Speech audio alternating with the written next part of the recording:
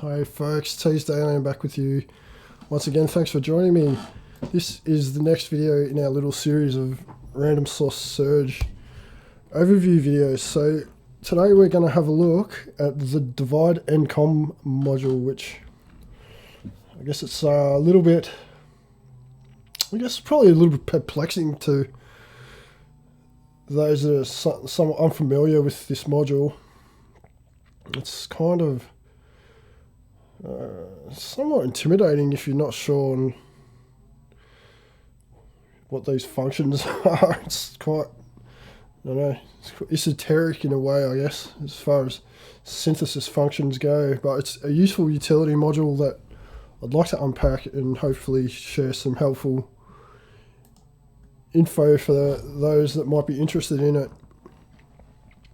Basically, this module packs two function blocks into it that are sort of codependent upon one another, but we basically have a pulse divider and a comparator, and they're packaged up together and sort of work.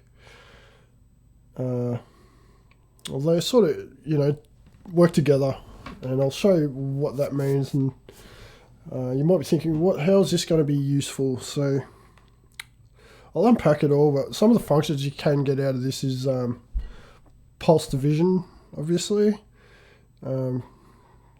voltage control, comparing of two signals, and logic outputs based upon that comparison.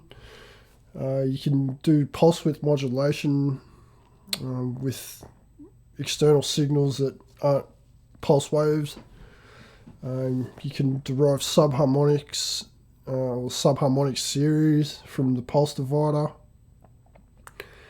You can get a step voltage output that is scaled to the whole tone scale, which can be useful. There's certain freaky kind of oscillations you can get out of it when you use audio rate inputs. There's a whole bunch of cool stuff this thing does, which we'll look at. So I guess we'll unpack the features and the panel firstly. I'll just unpatch this little setup I have, and we'll look at the ins and outs as we do. So this is basically divided into two halves, the left and right, which serve as the pulse divider side, or the divide N side. The N represents number, for those wondering. And then the right hand side is our comparator side. And the pulse divider is pretty dependent upon the inputs to the comparator. So although they do serve different functions, they're sort of codependent. Or more so, the pulse divider is dependent upon the comparator. So looking at the panel, we have outputs at the top. These are both gate or logic outputs coloured red. So they're either, the divide out is a pulse output, so it's going to output a trigger at every set number of pulses it receives at the comparator input. And the comparator output is a logic high or low gate signal that's going to go high or low dependent upon the comparison of the two input signals, or one input signal dependent upon this internal threshold parameter, which we'll come back to. So this white jack here on the left side, again back to the left hand side, this is a step voltage output, and this outputs a rising staircase voltage signal that it corresponds to the whole tone scale, or a whole tone scale, when it's patched to a volt per octave input, say on an oscillator. But it doesn't need to be used specifically for that purpose. Like, you can use it just as a typical voltage control source to be patched wherever you like to make use of it. Underneath this black pot here, this is our N control and number control, and this basically determines how many, or the number of steps or pulses it's going to be based upon. So it's going to either, the number can be set from any arbitrary number from the scale from 1 to 31. So, that controls the number of steps in the voltage output here and the number of the pulse division. So if we have a pulse train coming to the comparator, it'll be every number of pulses, it will trigger a pulse at this divide output. Underneath this is just a voltage control input with a corresponding attenuator for voltage control over this number parameter. So that can be useful for, it's basically,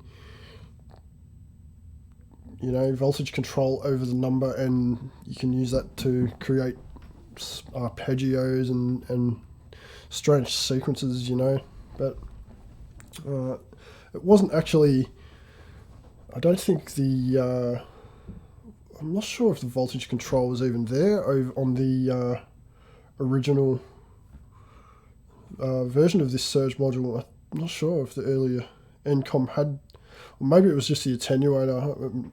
I may have had voltage control, but without the attenuation. But anyway, on the right-hand comparator side, we have the comparator output. Like I was explaining earlier, is a gate high or low output.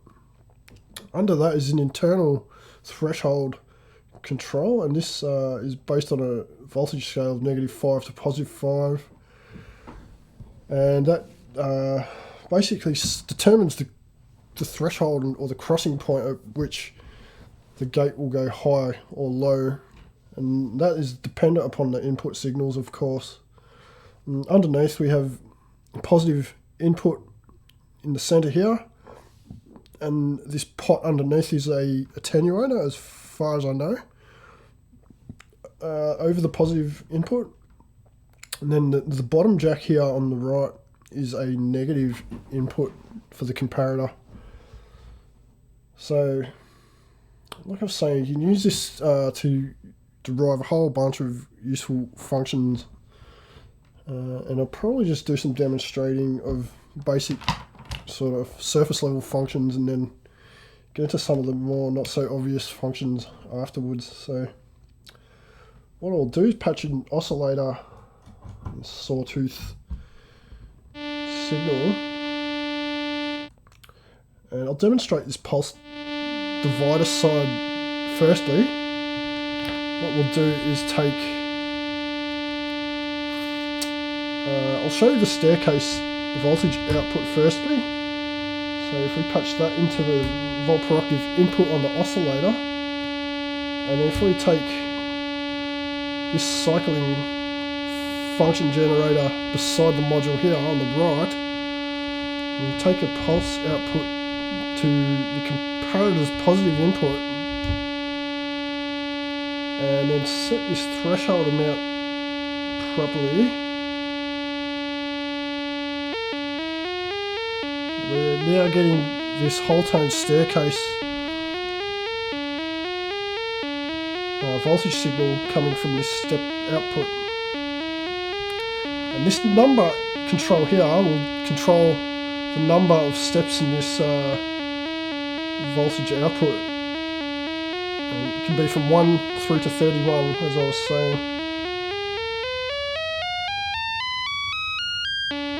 So now we can use the divider out to trigger another sound with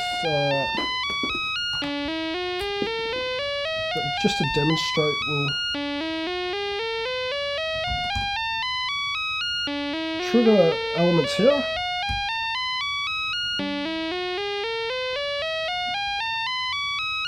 So that's like every 12 or 13 it's getting its trigger now. And again, we can use this end control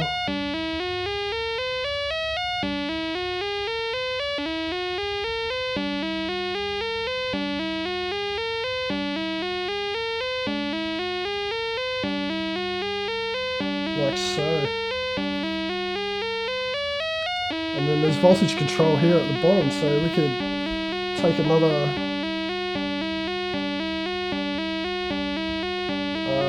voltage source to this input and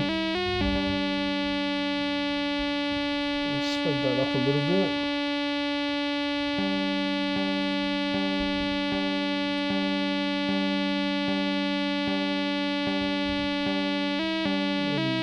Too much.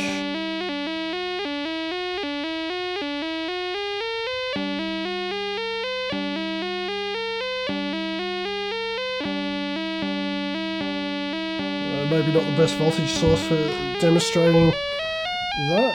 I'll probably find a sequencer would probably serve better. I'll take Turing machine and clock this from here. So you can hear that just sort of changing somewhat. I'll change that divider out.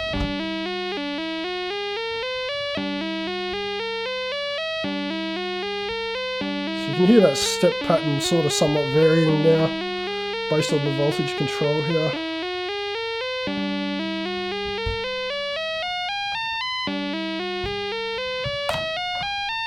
So you get the idea there. This can also serve as a pulse divider, a subharmonic generator when it's dealing with audio rate signals at the input. So for instance, and the tip is to use pretty high frequency signals in this case. So if we take that input signal to the comparator, but accelerate that into the audio rate range. Now we have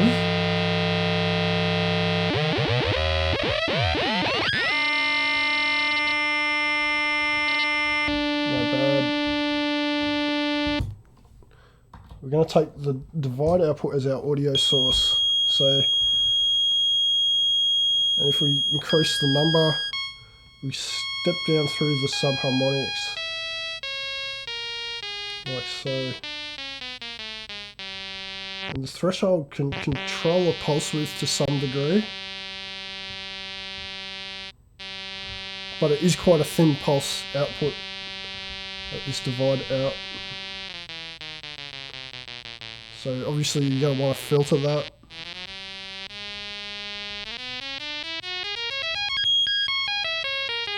But you can get interesting arpeggiations by using the voltage control in conjunction with that sort of application. So that's another useful use case. So looking at the comparator, we can do, I guess, something similar. We'll trigger elements again. We'll take the comparator gate output at the top to trigger our elements here, and we'll take two slope generators to the inputs. So we'll just take the voltage outputs actually, and then so every time that crosses with a single input, every time this function crosses this threshold point, we should hear a gate trigger our elements. I may need to increase that because this is working in the positive voltage range.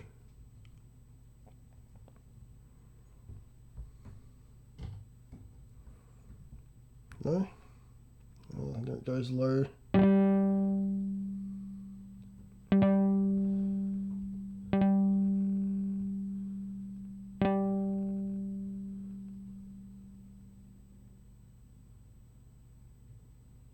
So actually we do need quite a low threshold.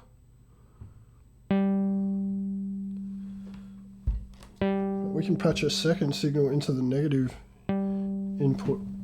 We'll take the bipolar signal from this side to our negative input.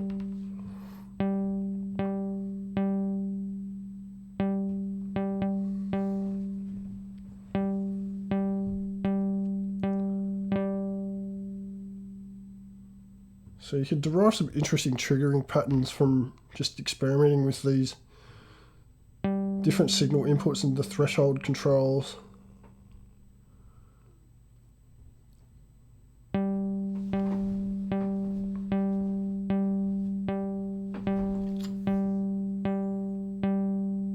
Like so.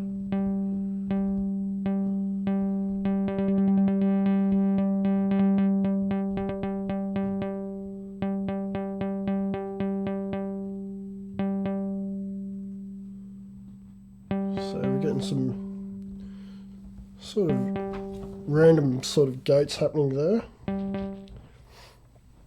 Now, another interesting use case for the comparator is pulse width modulation, like I was explaining earlier. You can use any kind of waveform input to generate this kind of function, but if we take the audio from the comparator output and just input you can use a sine wave even, for instance, which we'll do. Patch that to the positive input, and we'll just set this comparator threshold somewhere low like that, and then just a bit of volume. So now we can hear that. Adjusting the threshold now gives us some control, or degree of control over the pulse width, as you can hear.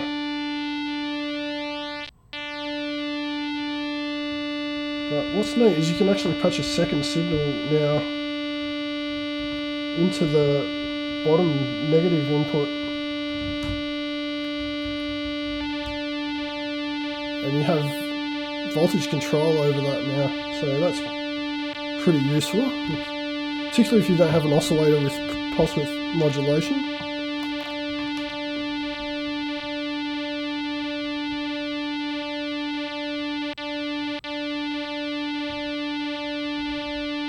Yeah,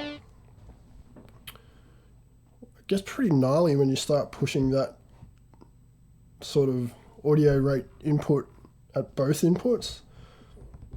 So we'll turn it up again. If we turn this one into the audio rate also, we'll start generating some pretty interesting side bands, as you can hear.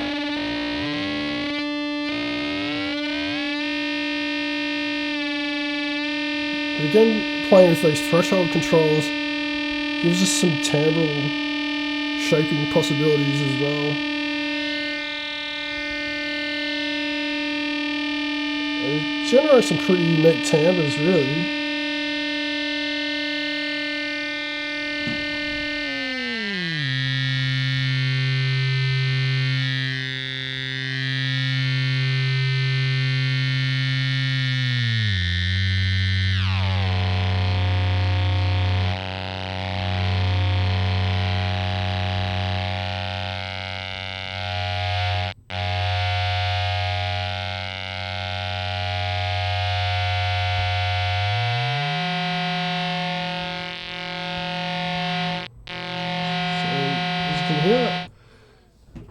Now you can also take the audio from the pulse side once again and get some pretty interesting sounds again. It's a little bit different timbrally, it's more of a thinner pulse, but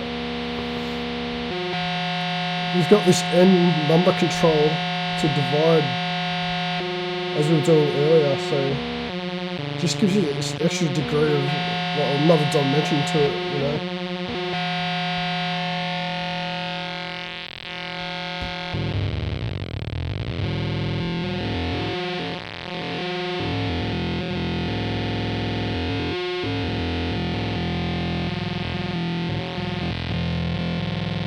Pretty weird, but it's definitely worth exploring.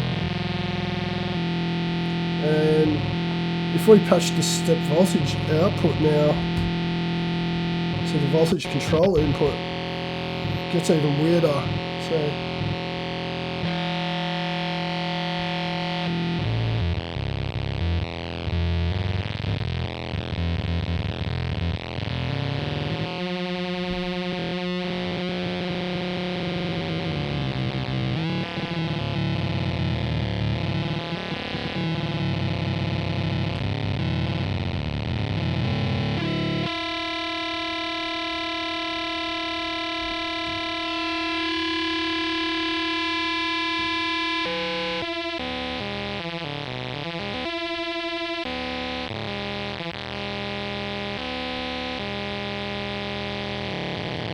So there's just quite a lot there to explore as far as the audio goes. It's a bit unpredictable and chaotic, but it's heaps of fun to explore, and there's some pretty unique sounds and timbres, as I was saying.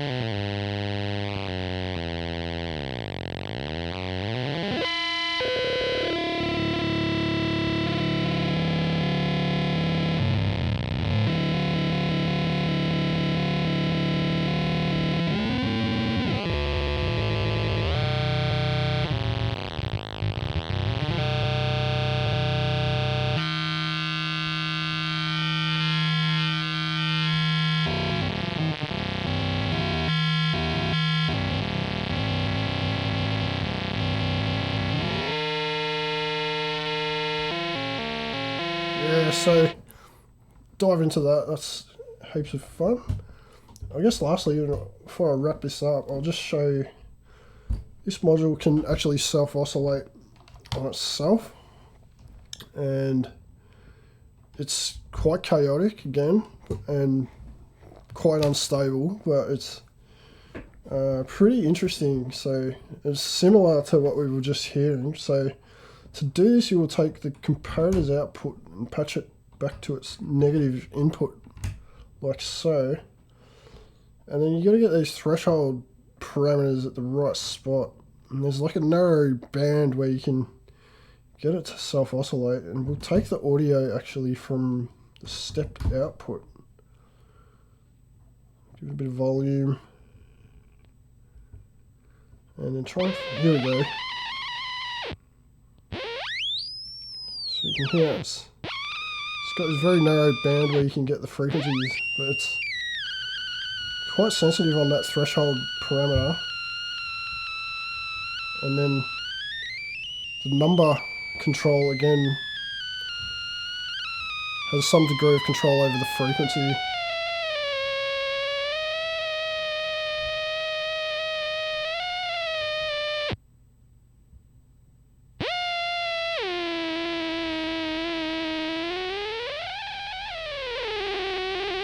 If we use a divide output, it's more of a thin, mosquito-like kind of quality.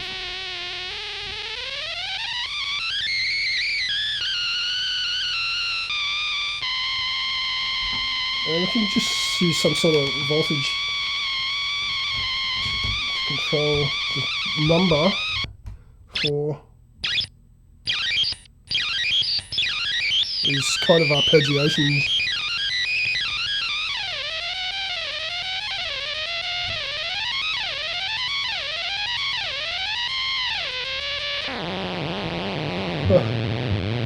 Like I say, it's pretty unstable.